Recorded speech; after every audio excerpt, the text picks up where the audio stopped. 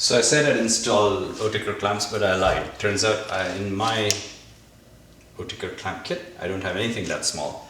My smallest is ½ inch or 13.3 millimeters, and I need 5/32 of an inch, I believe. No, that doesn't sound right.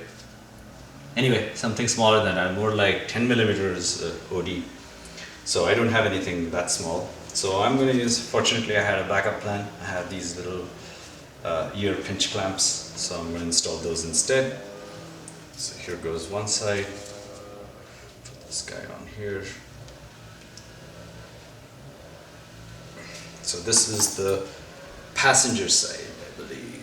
Yes, so this is the passenger side with a little bit more of a right angle on this joint. Press them in and should be pretty straightforward. So the only question is whether this is too fat. We'll see.